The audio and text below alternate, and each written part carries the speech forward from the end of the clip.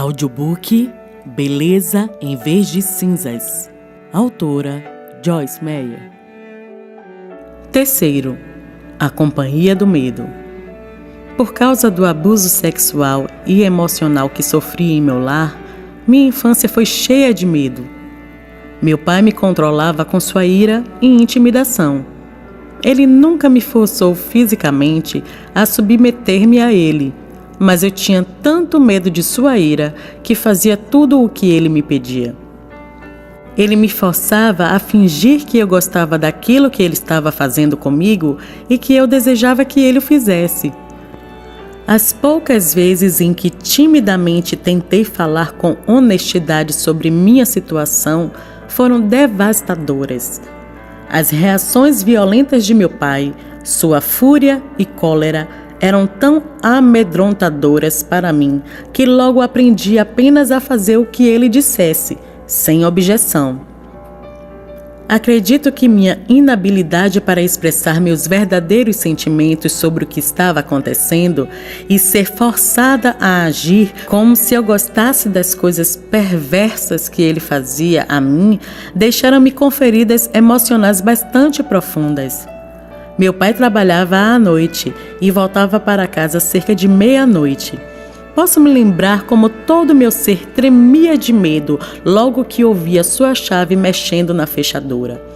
Eu ficava completamente tensa, porque eu nunca sabia se ele viria até meu quarto e tentaria colocar suas mãos em mim, ou se chegaria furioso com algo de que não gostou. Uma das coisas mais difíceis para mim era a falta de estabilidade por não saber o que esperar. Eu vivia com medo por nunca saber o que podia ou não podia fazer. Eu poderia fazer alguma coisa um dia e meu pai se agradar daquilo, mas eu poderia fazer exatamente a mesma coisa poucos dias mais tarde e levar uma surra por isso. O medo era minha constante companhia. Medo de meu pai, medo da sua ira, medo de ser exposta, medo de minha mãe descobrir o que estava acontecendo e medo de ter amigos. Meu medo de ter amigos vinha de dois fatores. Se fossem mulheres, eu tinha medo de que meu pai tentasse atraí-las para sua armadilha também. Se fossem homens, eu tinha medo de que meu pai os maltratasse ou a mim. Ele me acusava violentamente de ter relacionamentos sexuais com os rapazes da escola. Ele não permitia que ninguém se aproximasse de mim, porque eu pertencia a ele. Durante o ensino médio, nunca me foi permitido ir a um jogo de futebol, de beisebol ou de basquete. Eu tentava desenvolver relacionamentos na escola, mas nunca permitia que tais relacionamentos amadurecessem a ponto de convidar meus novos amigos para irem à minha casa. Eu nunca deixei ninguém se sentir livre para me visitar. Se o telefone tocava e era para mim, eu pensava apavorada. E se for alguém da escola? Durante todo o tempo, eu estava lidando com medo. Seja de ter amigos, seja de permanecer solitária e, assim, não me envolvia com ninguém a ponto de tornar-se potencialmente um desastre para eles e que certamente me causaria mais embaraço e vergonha. Medo, medo, medo. Meu pai bebia muito a cada fim de semana e frequentemente me levava com ele em suas bebedeiras, bem como me usava fisicamente de acordo com a sua vontade. Muitas vezes, ele vinha para casa furioso e batia em minha mãe. Certa vez, ele bateu nela porque achava que o nariz dela era grande. Ele não me batia com frequência, mas creio que vê-lo bater sem motivo em minha mãe era tão terrível como se estivesse batendo em mim. Meu pai controlava tudo o que acontecia ao seu redor. Ele decidia a que horas deveríamos acordar e dormir, o que deveríamos comer, vestir, em que gastar, com quem nos relacionarmos, ao que assistir na TV. Em resumo, ele controlava tudo em nossa vida. Era verbalmente abusivo, tanto com minha mãe quanto comigo. e, às vezes, com meu único irmão, que nasceu quando eu tinha 9 anos de idade. Lembro-me de desejar desesperadamente que o novo bebê fosse uma menina. Eu pensava que, talvez, se houvesse outra menina na família, eu poderia ser deixada em paz, ao menos parte do tempo. Meu pai nos amaldiçoava quase constantemente, usando uma linguagem extremamente vulgar e obscena. Ele era crítico a respeito de tudo e de todos. Em sua opinião, nenhum de nós fazia nada certo ou algo que valesse a pena. A maioria do tempo, éramos lembrados de que não prestávamos. Às vezes, ele agia de forma justamente oposta. Ele nos dava dinheiro e nos dizia para fazer compras. Algumas vezes, até comprava presentes para nós. Mas ele era manipulador e controlador, fazendo o que precisasse para alcançar o que desejava. Outras pessoas não tinham valor algum para ele, exceto ao usá-las para cumprir seus propósitos egoístas. Não havia paz em nosso lar. Realmente, eu não sabia o que era a paz real até crescer e mergulhar na palavra de Deus por muitos anos. Nasci de novo com a idade de 9 anos, enquanto visitava parentes fora da cidade. Uma noite, fui com eles até uma reunião da igreja, pretendendo encontrar a salvação. Não sei dizer como percebi que precisava ser salva, mas Deus deve ter colocado esse desejo dentro de meu coração. Aceitei Jesus Cristo como meu Salvador naquela noite e experimentei uma gloriosa purificação. Antes daquele momento, sempre me sentia suja por causa do incesto. Mas ali, pela primeira vez, me senti limpa, como se tivesse recebido um banho interior. Contudo, como o problema não terminou, assim que voltei para casa, meu antigo sentimento retornou. Eu pensava que tinha perdido Jesus e assim eu não conhecia ainda a paz real e a alegria interior. A traição. E quanto à minha mãe? Onde ela ficava nisso tudo? Por que ela não me ajudava? Eu tinha entre 8 e 9 anos de idade quando lhe contei o que estava acontecendo entre meu pai e mim. Ela me examinou e confrontou meu pai, mas ele alegou que eu estava mentindo, e ela escolheu acreditar mais nele do que em mim. Qual mulher não preferiria acreditar em seu marido em tal situação? Penso que, no seu íntimo, minha mãe sabia a verdade. Ela apenas tinha a esperança de que eu estivesse errada. Quando fiz 14 anos de idade, ela chegou em casa um dia, tendo retornado mais cedo do que o esperado do supermercado, e realmente pegou meu pai abusando sexualmente de mim. Ela olhou, saiu e voltou 2 horas depois, agindo como se nada tivesse estado ali antes. Minha mãe me traiu. Ela não me ajudou e deveria tê-lo feito. Muitos anos mais tarde, na verdade 30 anos mais tarde, ela me confessou que simplesmente não conseguia enfrentar aquele escândalo. Ela nunca mencionou isso por 30 anos. Durante esse período, ela tinha sofrido uma crise nervosa. Todos que a conheciam achavam que se tratava de menopausa. Por 2 anos, ela submeteu-se a tratamentos de choque, o que temporariamente apagou porções de sua memória. Nenhum dos médicos sabia o que eles a estavam ajudando a esquecer, mas todos concordaram que ela precisava esquecer-se de algo. Era óbvio que havia algo em sua mente que estava afetando sua saúde mental. Minha mãe alegava que seu problema era causado por sua condição física. Ela passou por um período muito difícil em sua vida por causa de graves problemas ginecológicos. Após uma completa histerectomia aos 36 anos, ela entrou em uma menopausa prematura. Naquela época, a maioria dos médicos não costumava dar hormônios para mulheres. Por isso, esse foi um tempo muito duro para ela. Parecia que tudo em sua vida era mais difícil do que ela poderia suportar. Pessoalmente, creio que o colapso emocional de minha mãe foi resultado de anos de abuso que ela suportou e da verdade que ela se recusava a enfrentar. Lembre-se, em João 8, versículo 32, nosso Senhor nos diz: "E conhecereis a verdade, e a verdade vos libertará." A palavra de Deus é a verdade e, se aplicada, tem poder em si mesma para libertar o cativo. A palavra de Deus também nos coloca face a face com as questões de nossa vida. Se escolhermos voltar e fugir quando o Senhor nos diz para permanecermos e enfrentarmos, continuaremos em escravidão. Saindo de casa. Com 18 anos, saí de casa enquanto meu pai estava no trabalho. Pouco depois, casei-me com o primeiro jovem que mostrou interesse por mim. Como eu, meu novo marido era cheio de problemas. Era um homem manipulador, ladrão e trapaceiro. Na maior parte do tempo, ele nem mesmo trabalhava. Nós nos mudamos várias vezes e, em certa ocasião, ele me abandonou na Califórnia sem nada, além de uma moeda de 10 cents e uma caixa de refrigerantes.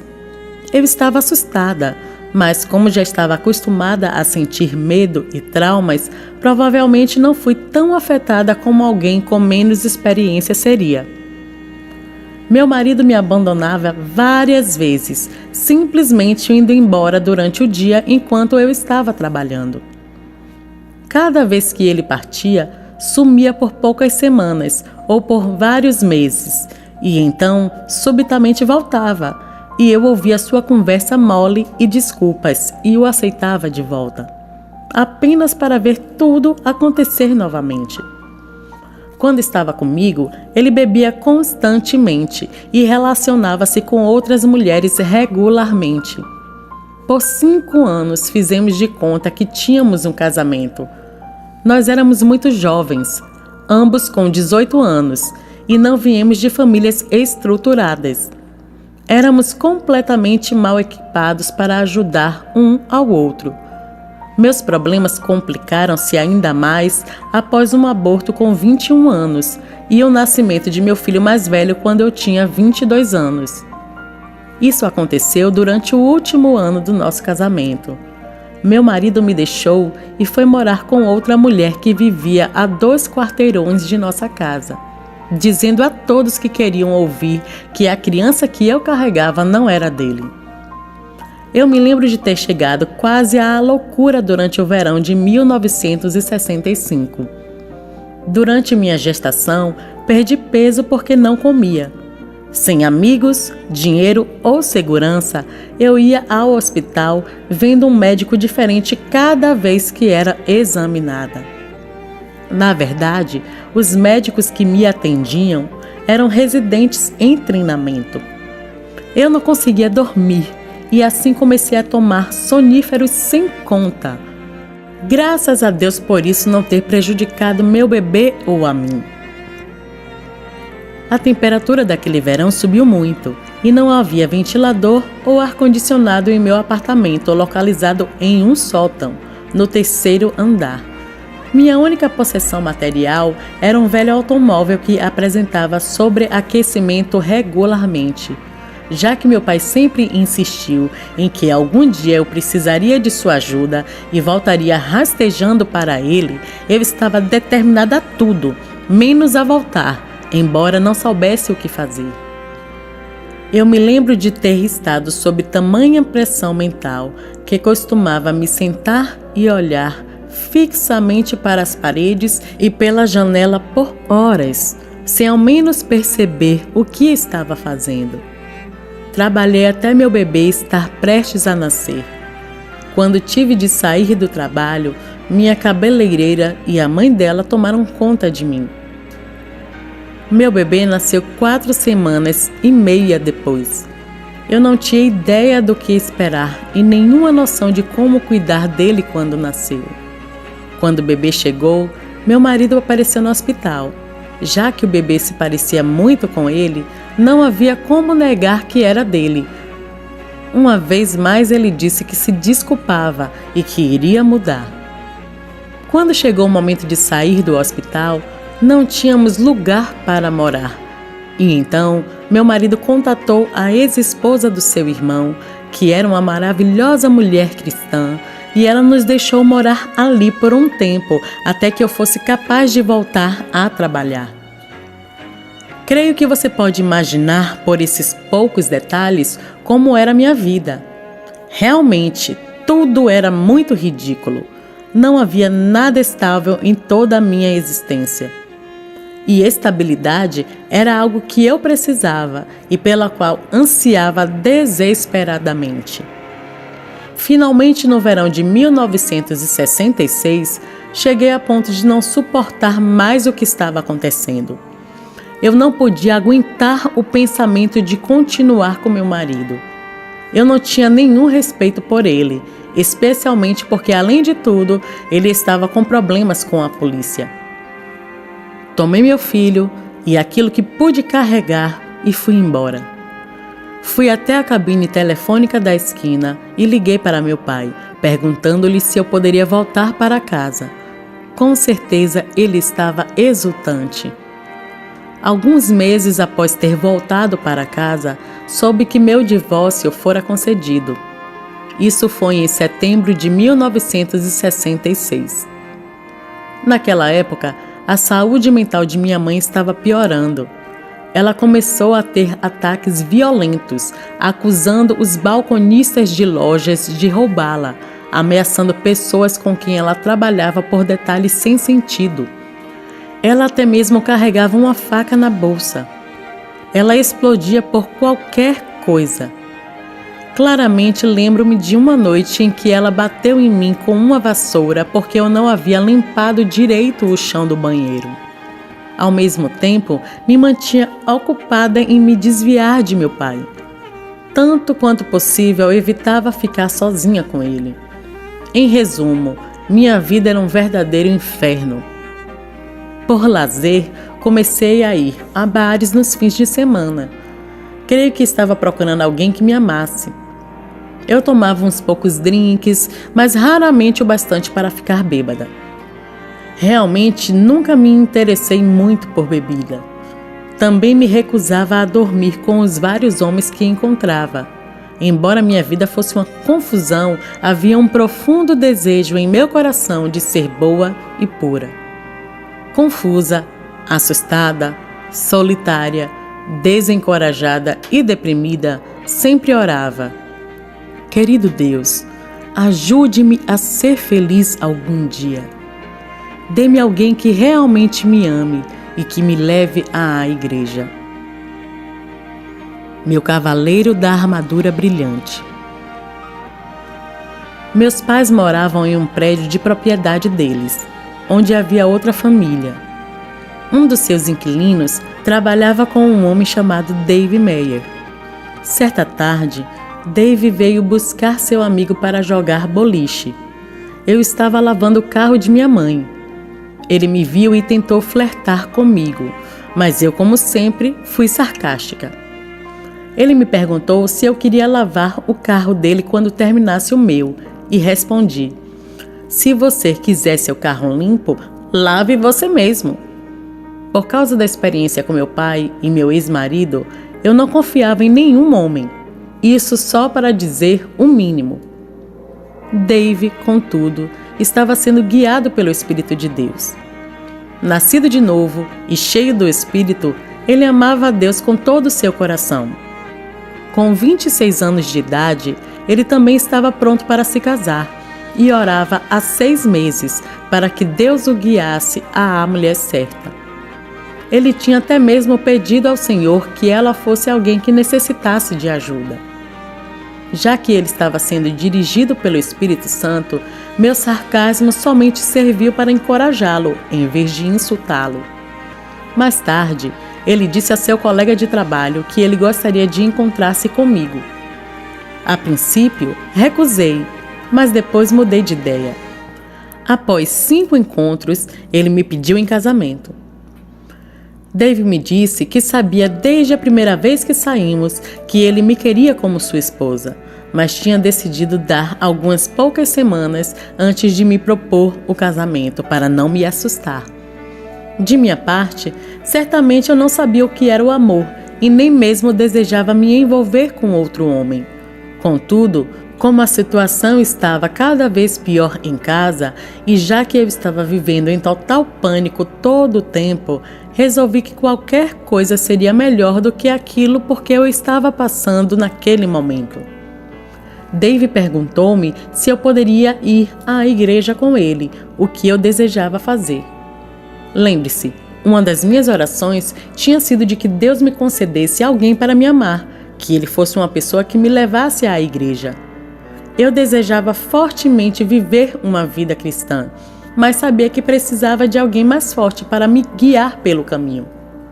Dave também prometeu ser bom para meu filho, que tinha 10 meses quando nos conhecemos. Eu tinha lhe dado o nome de David, que era o nome do meu irmão e meu nome favorito para um menino. Eu ainda me admiro da forma como Deus trabalhava seu plano para o meu bem, mesmo em meio ao meu desespero e trevas.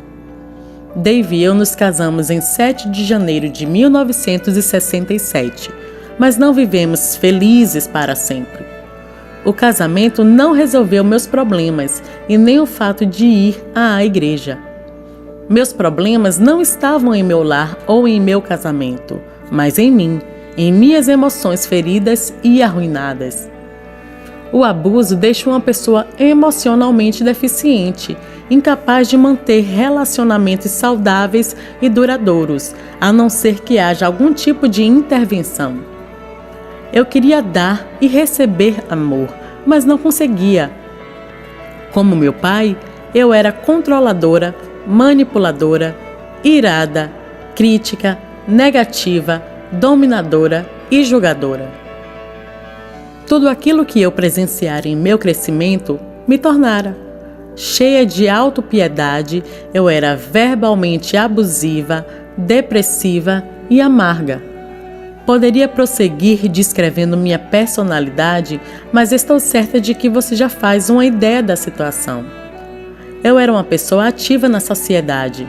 Eu trabalhava, Dave trabalhava, nós íamos à igreja juntos, nós nos dávamos bem parte do tempo somente porque Dave era uma pessoa extremamente fácil de se relacionar.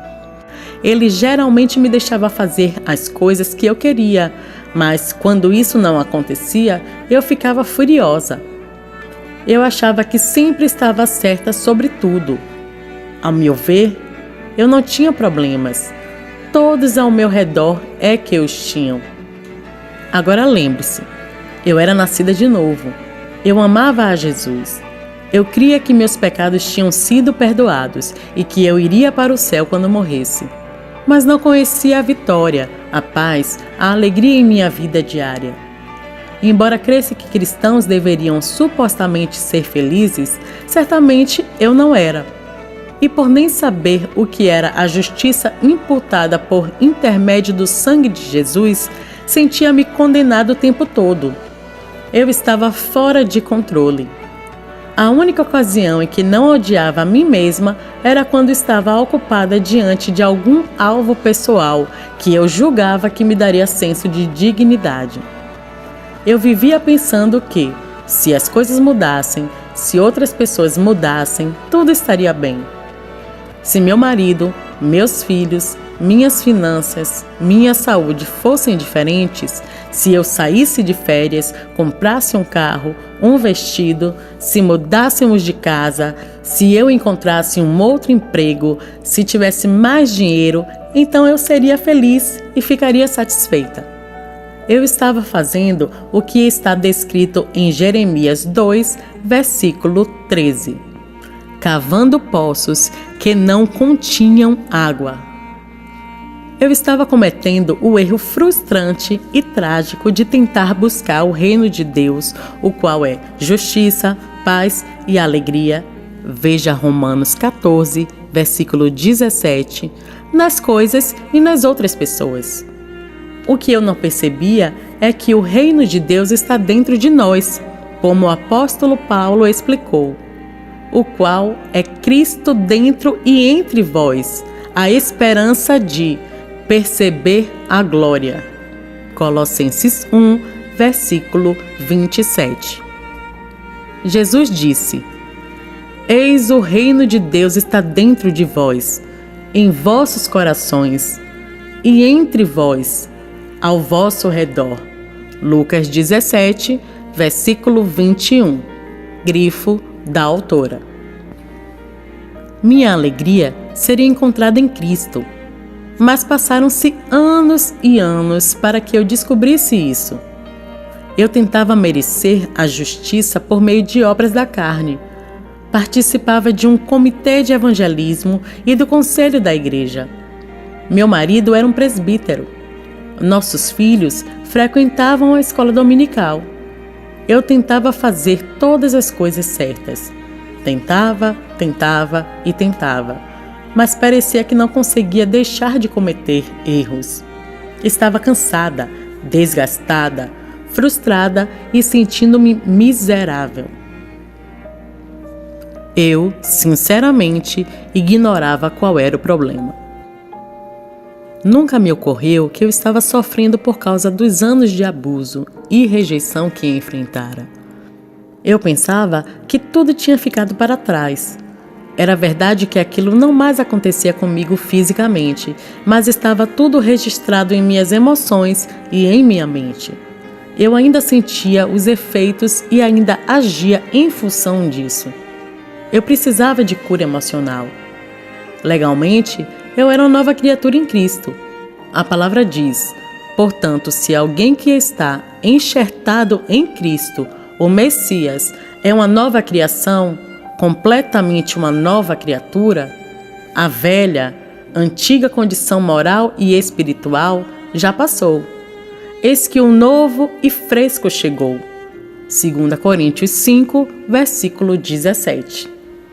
Mas em minha experiência de vida, eu não havia assumido a realidade da nova criação. Vivia baseada em minha própria mente, na minha vontade e nas minhas emoções que estavam arruinadas. Jesus pagou o preço por minha libertação total, mas eu não tinha ideia de como receber seu dom gracioso.